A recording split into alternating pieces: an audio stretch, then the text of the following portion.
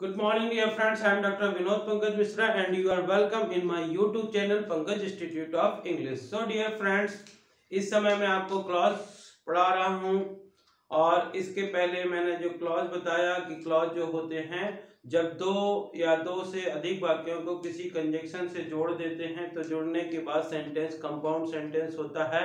और ये compound sentence के छोटे छोटे जो वाक्य होते हैं इनको हम क्लॉज कहते हैं। क्लॉज मुख्यतः दो प्रकार से होता है। मेन क्लॉज कंपाउंड सेंटेंस का वह भाग जो अर्थ के लिए अपने दूसरे वाक्य पर निर्भर नहीं होता, स्वतंत्र होता है, इसलिए इसको प्रिंसिपल क्लॉज कहा जाता है। और जो दूसरा पार्ट होता है वो होता है सबऑर्डिनेट क्लॉज, जो वाक्य के जो अर्थ के लिए मेन क्लॉज पे डिपेंड होता है, तो उसे सबऑर्डिनेट क्लॉज कहते हैं। अब सबऑर्डिनेट क्लॉज जो होते हैं वो तीन प्रकार के होते हैं।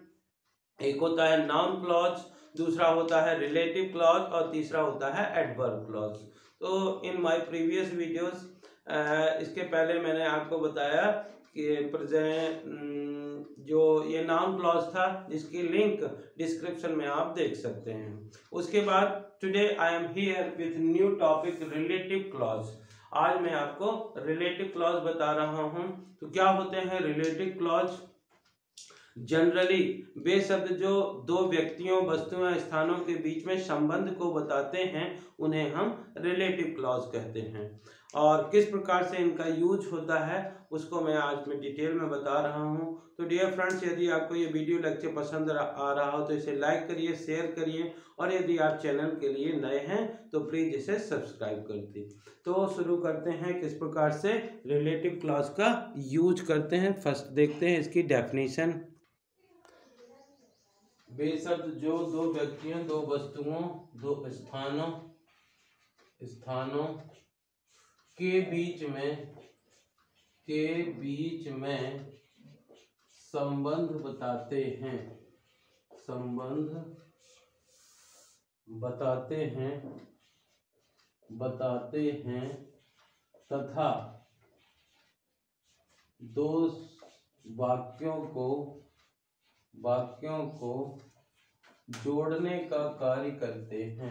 को जोड़ने का कार्य करते हैं उन्हें रिलेटिव क्लॉज कहा जाता है।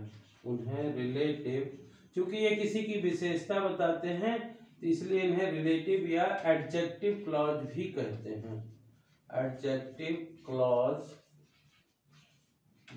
कहते हैं।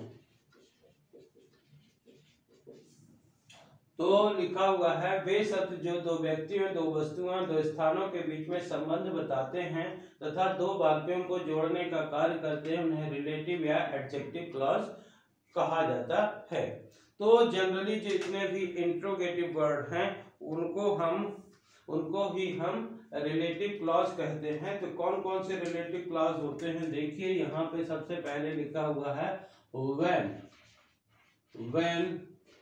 where, what,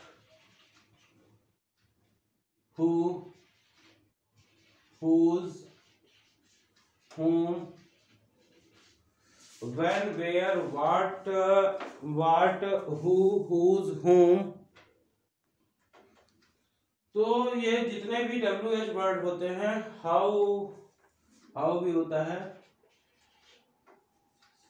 तो यहाँ पे जनरली ये WH वर्ड होते हैं जिनका इंट्रोगेटिव अर्थ होता है व्हेन मतलब होता है कब, लेकिन जब हम रिलेटिव क्लॉज की तरह यूज करते हैं तो व्हेन का अर्थ होता है जब। वेयर मतलब होता है कहाँ, लेकिन जब हम रिलेटिव क्लॉज की तरह यूज करते हैं तो इसका अर्थ होता है जहाँ। व्हाट मतलब होता है क्या, लेकिन जब हम इसका रिलेटिव क्लॉज की तरह यूज करते हैं तो हो जाता है जो। हु का मतलब होता है कौन, लेकिन यहाँ पे होता है जो। और हुज मतलब होता है किसका, यहाँ पे अर्थ हो जाता है जिसका। और हु मतलब जिसको, विच मतलब जो, हाउ माने जैसे।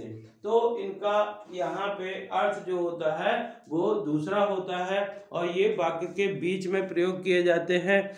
ये किसके लिए यूज होते हैं? व्हेन जो होता है वो जनरली टाइम के लिए यूज होता है, वेयर जो होता है वो जगह के लिए यूज होता है, व्हाट जो हमारे पास पोसेशन वर्ड भी है उसके लिए व्हाट यूज होता है इस प्रकार से।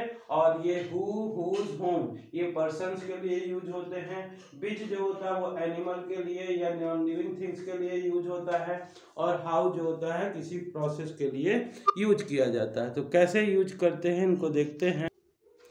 तो ये वही लिखा हुआ है कि व्हेन जो होता है जब समय के लिए यूज करते हैं, वेयर मतलब जहां, प्लेस के लिए यूज करते हैं, व्हाट जो पोसेशन के लिए यूज करते हैं, हु, हुज, होम ये जो है पर्सन्स के लिए यूज करते हैं, विच नॉन लिविंग थिंग्स के लिए करते हैं, और हाउ जो होता है मैनर के लिए यूज करते हैं। किस प्रकार से एक एग्जांपल के द्वारा मैं आपको समझा रहा हूं। जैसे लिखा हुआ है the boy is my student, यहाँ पे लिखा हुआ है the boy is my student. दूसरा लिखा हुआ है the boy is wearing blue shirt. यहाँ पे दो सेंटेंस लिखे हुए हैं। जनरली ये देखते हैं कि यहाँ पे किसके लिए हमको रिलेटिव क्लॉज यूज करना है।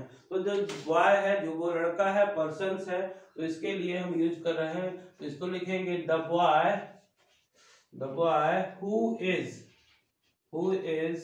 Bearing blue shirt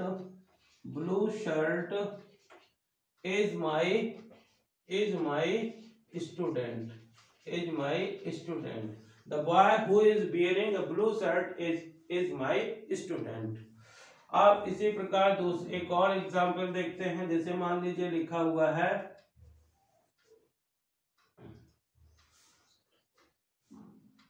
The man was crying, आदमी रो रहा था।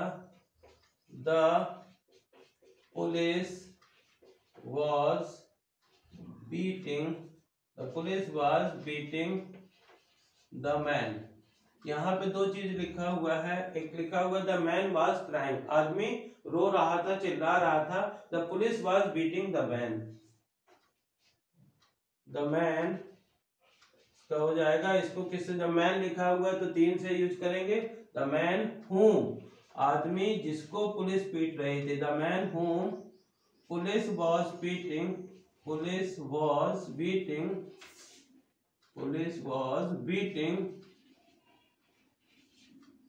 the man whom police was beating was crying।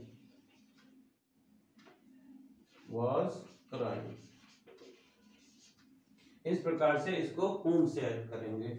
मान लीजिए लिखा है I have a puppy। Puppy मतलब पिल्ला, छोटा सा बच्चा। A puppy is very cute। The puppy is very cute। अब चूंकि जो ये एनिमल है, इसको एनिमल के लिए विच का यूज करते हैं। तो I have a puppy which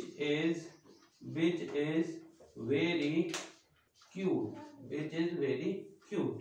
तो इस प्रकार से आप जैसे इस सेंटेंस में जो कंबाइन किया गया, क्योंकि बॉय लिखा हुआ था इसलिए हु से हमने ऐड किया। उसके बाद इसमें भी मैन था इसलिए होम से किया। क्योंकि यहाँ पे एनिमल था इसलिए हमने विच से यूज किया। जो दैट होता है, विच की तरह दैट भी यूज होता है, वो नॉन लिविंग थिंग्स के लिए यूज होता है। आई एम जस्ट टीचिंग है puppy and puppy is crying outside. So in this way, I have a puppy which is very cute। इसी प्रकार मान लीजिए ये सेंटेंस लिखा हुआ है राम लिव्स इन आगरा। राम आगरा में रहता है। Taj Mahal is situated in Agra. Agra में ताजमहल है। तो इसको हम किससे करेंगे, क्योंकि this is talking about a place, ये प्लेस के बारे में है। तो जब हम इसको प्लेस को करेंगे तो इसको वेयर से करेंगे। तो लिखेंगे Ram lives in Agra.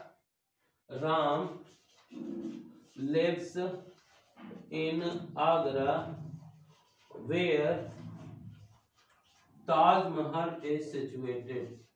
Taj Mahal is situated। Ram lives in Agra, where Taj Mahal is situated. In this way, you can combine two or more than two sentences with the help of relative or adjective clause. Relative और adjective clause की मदद से आप दो या दो से अधिक कम सेंटेंस को कंबाइन कर सकते हैं. This is very important grammar point of view. Grammar में भी बहुत रिलेटिव क्लॉज इंपॉर्टेंट होता है. In every competition any question is asked about relative clause. जो भी कम्पिटिटिव एग्जाम होते हैं, जो भी क्लास के एग्जाम होते हैं, हर क्लास में रिलेटिव क्लॉज पूछा जाता है और इसका यूज किया ही जाता है. So and in spoken also you can use this. इस प्रकार से स्पोकन में भी हम यूज करते हैं, बहुत ज्यादा यूज करते हैं. So this is very important exam grammar point of view and also grammar point of view and also for competitive exam. So dear friends, यदि इस प्रकार के वीडियो लेक्चर आपको पसंद आ रहे हो तो इन्हें लाइक करिए, शेयर करिए और यदि आप चैनल के लिए नए हैं तो प्लीज इसे सब्सक्राइब करिए. Thank you. Have a great day.